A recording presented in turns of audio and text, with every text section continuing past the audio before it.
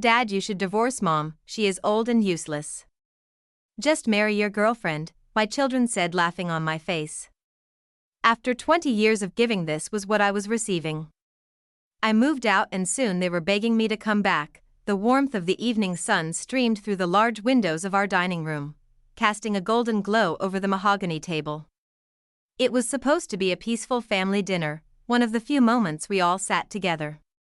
I had spent hours preparing their favorite dishes: roast chicken, mashed potatoes, fresh vegetables sautéed in butter. I had done it not because I had to, but because I wanted to. Because I loved them. As I placed the final dish on the table, my husband, Daniel, walked in. But he wasn't alone, she was with him, his mistress. I froze, my hands tightening around the serving spoon. She stood beside him with an air of ownership, her manicured fingers grazing his arm as she let out a laugh, light, carefree, unbothered. I looked at my children, expecting at least a reaction. Nothing. Ryan, my eldest son, didn't even blink. Lily, my daughter, scrolled through her phone, completely unbothered by the presence of the woman who had destroyed our family. A heavy silence filled the air. The scent of warm food suddenly felt nauseating. I clenched my jaw and forced myself to sit, my heart hammering painfully against my ribs. Then, the words came, words so cruel, so unexpected, they shattered something deep inside me. Ryan smirked, leaning back in his chair. Dad, you should just divorce Mom. She's old and useless. Just marry your girlfriend already. My breath hitched. Lily chuckled, flipping her hair over her shoulder. Yeah, why are you even keeping her around? She's not doing anything for you anymore. I stared at them, waiting for the joke to end. It didn't. Instead, my husband let out a quiet, amused chuckle, his lips curling into a smirk. He wasn't horrified. He wasn't angry. He wasn't even surprised, he was entertained. My hands trembled in my lap. My heart pounded so loudly it drowned out the laughter. My own children, my babies, the ones I had carried in my womb, raised with love, nursed through sickness, comforted through heartbreak, were mocking me, like I was nothing, like I had never mattered. 20 years of sacrifice, of staying up late to help them with school projects, of working long hours to ensure they had the best clothes, the best food, the best life. I had given them everything, and in return, they had given me this. I looked at my husband, searching for something: regret, guilt, even the slightest bit of shame. But his expression was relaxed, almost victorious. As if this moment had been inevitable, as if he had been waiting for it. I swallowed the lump in my throat and slowly rose from my seat. My knees felt weak, my body numb, but my mind had never been clearer. I was done. You're right, I said, my voice eerily calm. Their laughter died down, and they looked at me with mild curiosity. If I'm so useless, then I won't stay. For the first time that night, a flicker of uncertainty crossed their faces. Don't be so dramatic, Lily scoffed, rolling her eyes. But I wasn't being dramatic. I was simply walking away from people who had never truly valued me. I turned, stepping away from the table, away from them, away from the life I had so desperately tried to hold together.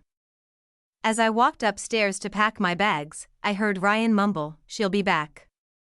She has nowhere to go." But they didn't know me as well as they thought they did. This time, I wouldn't come back. I climbed the stairs with slow, deliberate steps, my body moving on its own while my mind swirled with a storm of emotions.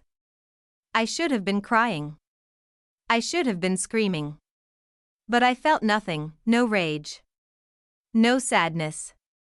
No regret, only a hollow emptiness. The weight of 20 years of sacrifice bore down on me, but instead of breaking me, it made my resolve stronger. I had spent 2 decades bending over backward for a family that had discarded me without a second thought.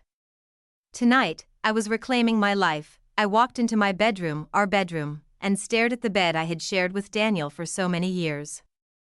How many nights had I stayed awake, worrying about the future of our children, making sure he had everything he needed, ensuring our home ran smoothly, and for what? For him to replace me with a younger woman and not even have the decency to hide it?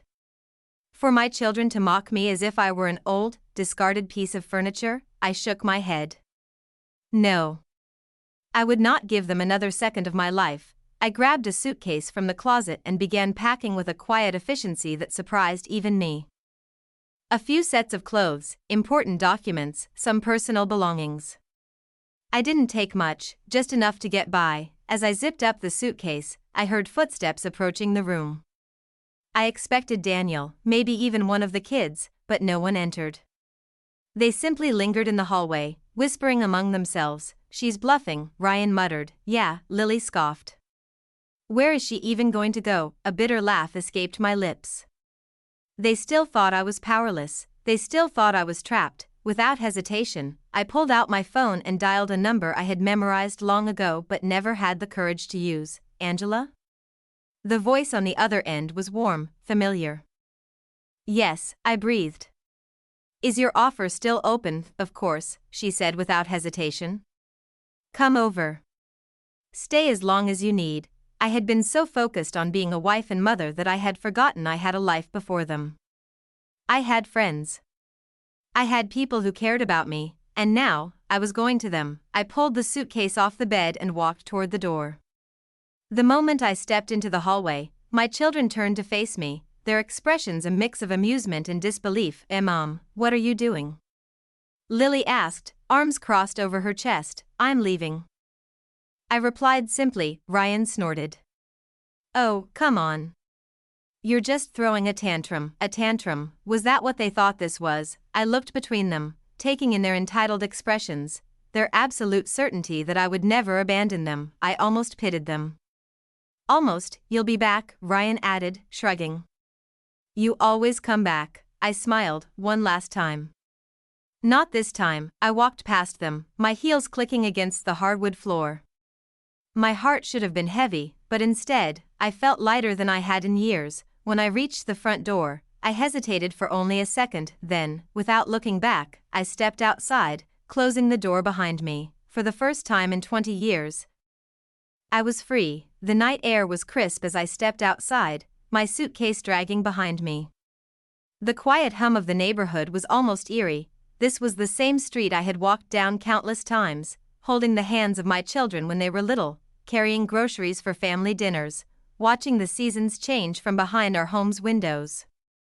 But tonight, I wasn't walking back inside, I was leaving. I kept moving forward, not stopping to think about the life I was leaving behind. My friend, Clara, lived across town, and she had offered me a place to stay.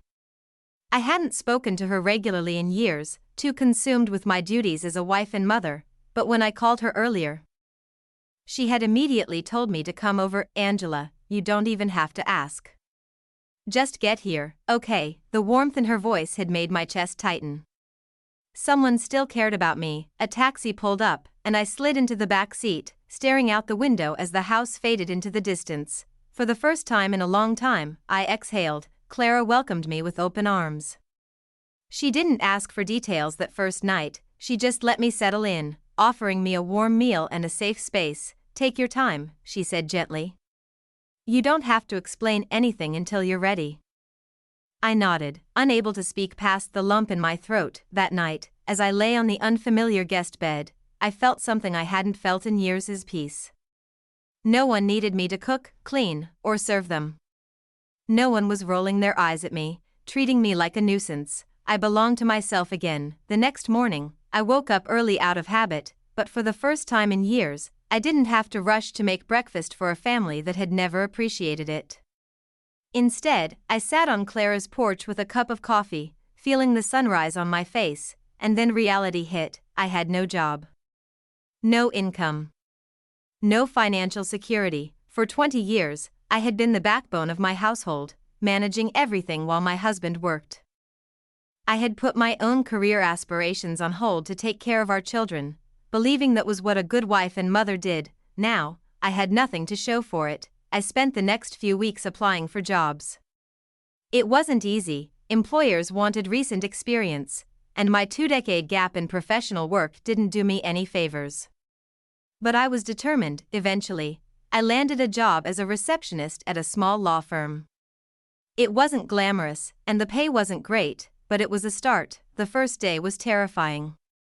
I felt out of place, surrounded by younger employees who typed quickly and navigated office software effortlessly. But I refused to let fear control me. By the end of the first month, I had learned the systems, impressed my boss with my organizational skills, and even started making friends. I was rebuilding myself, piece by piece. At first, I ignored them. The first missed call from Daniel didn't faze me. The second one barely registered. But by the 10th, I knew something was wrong. Then the messages started. Daniel, Angela, we need to talk.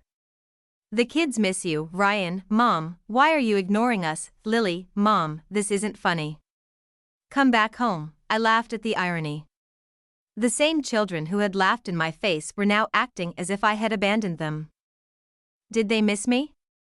Or did they miss the convenience I had provided? A week later, Clara found me sitting at the dining table, staring at my phone. Are you going to answer them? She asked gently. I shook my head. They never listened to me before. Why should I listen to them now? She squeezed my hand but didn't push me to do anything I wasn't ready for. For years, I had been the one begging for love, attention, and appreciation. Now, they were the ones begging, and I felt nothing but emptiness. I sat on Clara's porch, the steam from my morning coffee curling into the crisp air. It had been months since I walked out of my old life, and yet, the calls hadn't stopped. If anything, they had only become more desperate. I had ignored them at first. Blocked some. Deleted messages without reading, but today, curiosity got the best of me. I scrolled through my voicemail, pausing on one from Daniel. I hesitated before pressing play. His voice was hoarse, tired. Angela, please. Can we just talk? A sigh. The kids. They don't know how to handle things without you. Everything's a mess. A bitter smile tugged at my lips. Of course, everything was a mess. For years, I had been the one making sure the house ran smoothly. Cooking their meals. Paying the bills. Keeping the chaos in order. They had never noticed how much I did for them, until I wasn't there anymore. I scrolled to another voicemail from Lily. Mom, she sniffled. Please just come home. Dad's girlfriend doesn't do anything. She doesn't cook, she doesn't clean, she doesn't care. She hesitated, then whispered, I miss you. I should have felt something. Guilt. Sympathy. Sadness. Instead, I felt nothing. They had laughed in my face. Called me useless.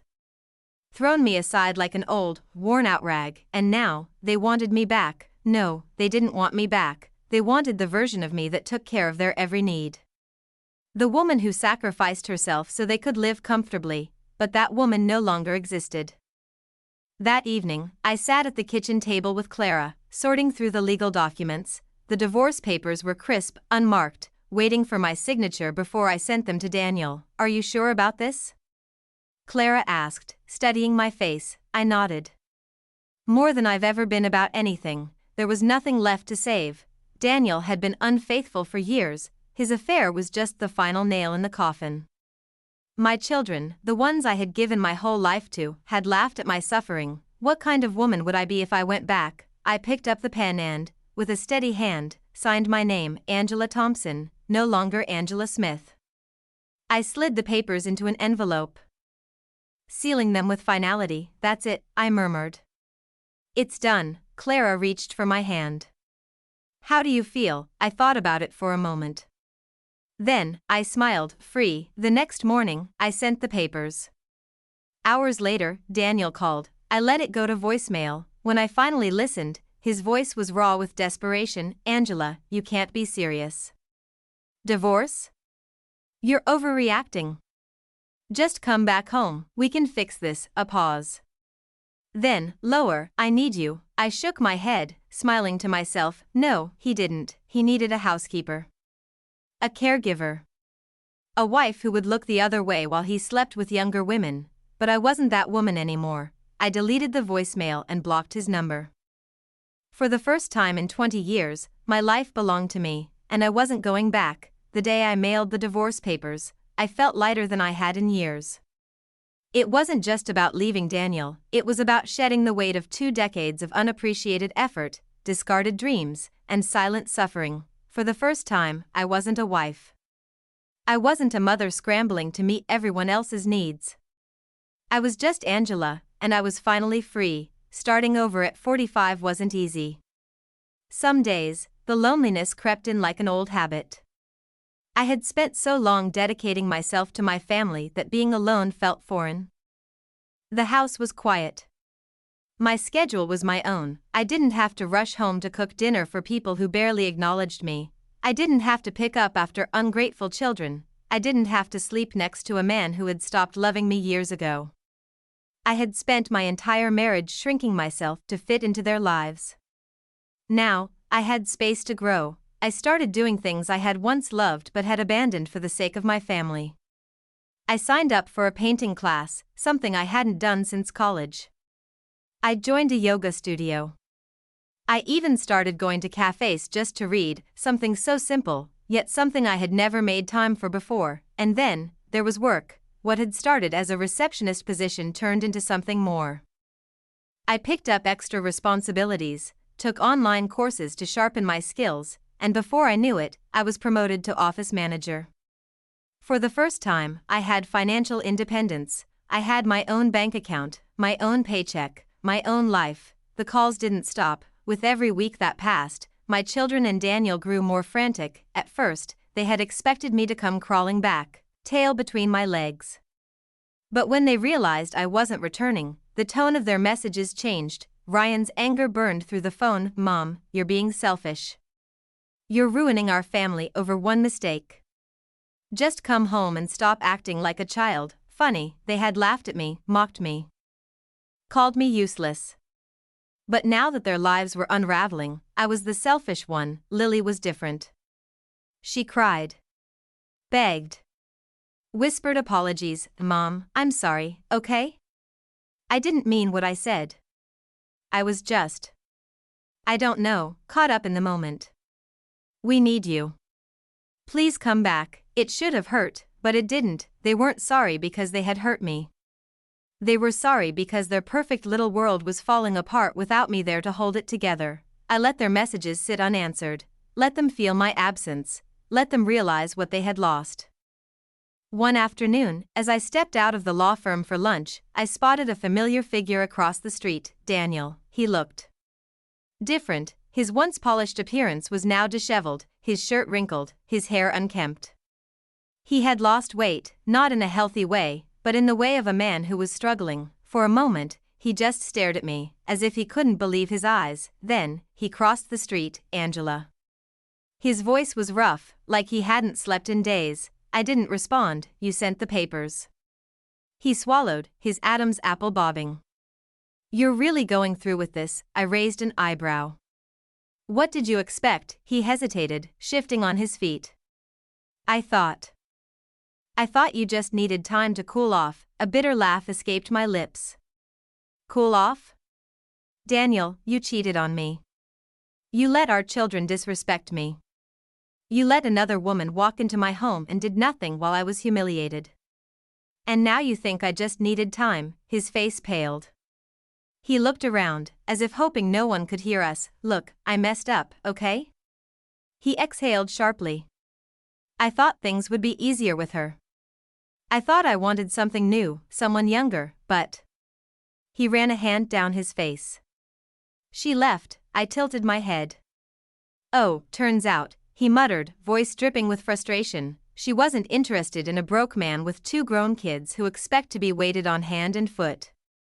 Ah, so, that was it. The new woman, the one he had thrown me away for, had left him. And now, he was looking at me like I was a safety net. Like I was something he could run back to when his reckless choices had burned him. I smiled. "Well, that's too bad, isn't it?" He stiffened. "Angela, don't do this. I know I hurt you, but we have a family. We have history. Can't we just..." "No," I cut him off. He flinched at the coldness in my voice. I stepped closer, lowering my voice so only he could hear. "You had a wife who loved you. You had a home that was warm, meals that were cooked, children who were raised with care. And you threw it all away for something you thought was better." I shook my head. "Now, you get to live with that choice." His mouth opened, but no words came out. I turned and walked away, not bothering to look back. I didn't need to. I already knew the truth. Daniel had lost me, and for the first time in 20 years, I wasn't the one left broken, I was the one who had one.